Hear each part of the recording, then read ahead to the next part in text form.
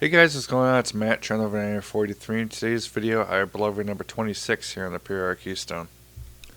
Alright, so I know it's been a few months since my last blog video, and the main reason for that is because I really haven't been doing very much on the layout in the summertime, and now that the weather started to cool down a little bit, I've come back and started working on some things on the layout. So we'll take a look at the stuff I've been doing and also some projects I've been working on, because I've been very busy with some projects.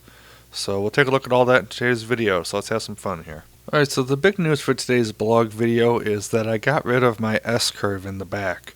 And I did this for two reasons, both of which had to do with passenger trains. So my passenger cars that I have, the Lionel, California Zephyr, and also some MTH passenger cars, they really didn't care for the S-curve. They were derailing and it was becoming kind of an annoyance. But also, over the summer, I grabbed my uncle's Chicago Northwestern E4 and passenger cars, and the engine ran fine on my curves, but the S-curve, it and the passenger cars didn't like at all.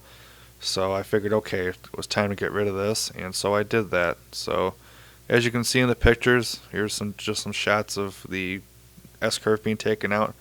So it looks pretty cool, and I like it a lot. Now, it also transitions to my engine service facility, which we'll talk about next. Alright, so with the locomotive yard, what I did was I doubled the tracks I have, and that was mainly because of the S-curve. Like I said, the S-curve was my restriction on this.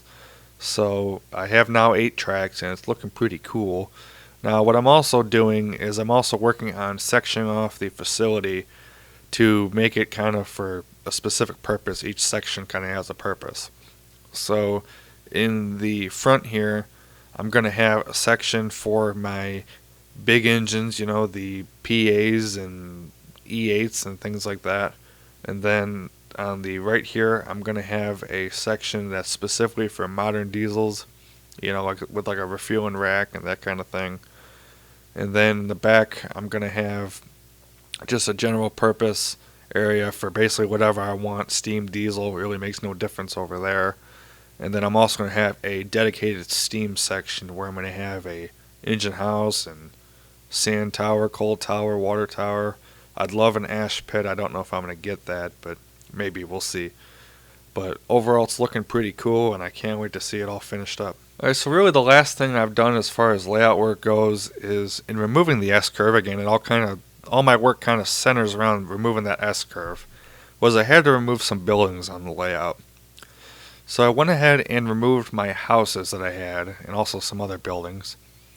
And I went ahead and put in their place my passenger station, the cell tower, the street light, and also the train stores, the 3 and 4 story train stores I have.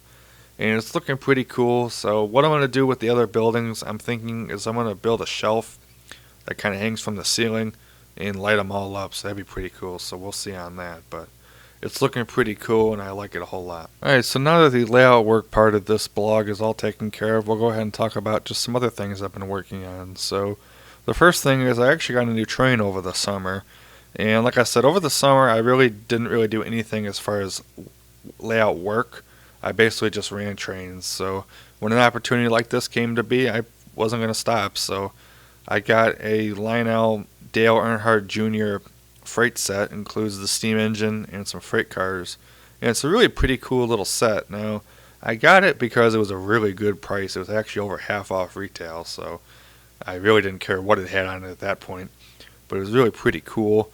And the guy actually had the expansion pack, but by the time I was getting to it, he actually sold it, so yeah, but that's okay.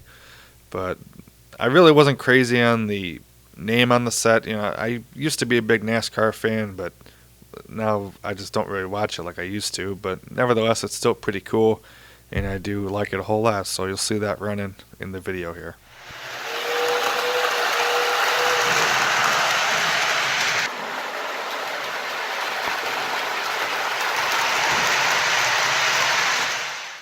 Alright, then another thing I did, and I actually did a video on this one, so you guys can check it out if you'd like, is I went ahead and converted my Lionel subway set to LEDs, and I think it really turned out pretty cool.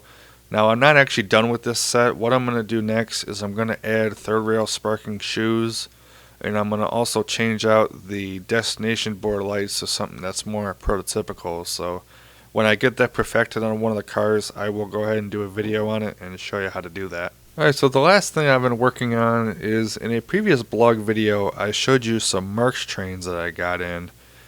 And these are pretty cool, however they did need some work, so I started working on them recently. So I have a Marx Copper Queen and also some accessories. So the Copper Queen, I started working on that, and when I got it, it didn't run. So I went ahead and cleaned it up a little bit on the inside, and it runs good now.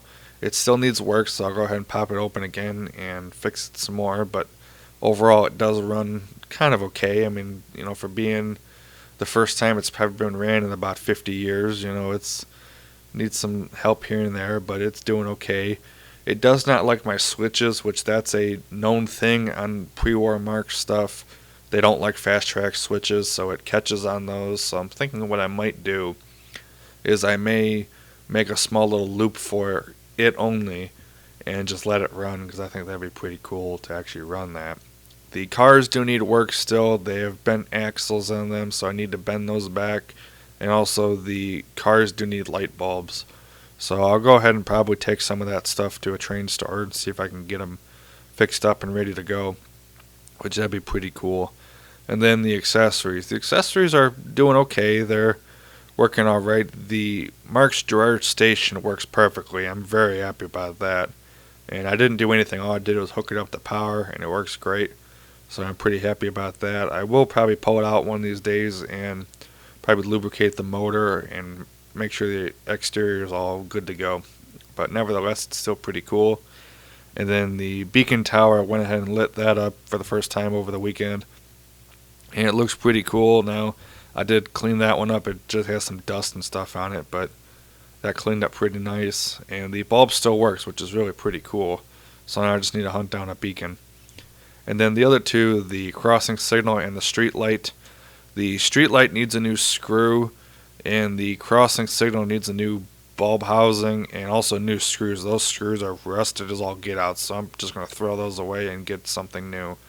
So, but overall it's looking pretty cool, and I really like working on this Marx stuff. This is the first time I've really ever worked on something, and I really am having a ball with it. So maybe I'll look at getting some more Marx stuff and see if I can clean it up and fix it. That at Pro Store laying out.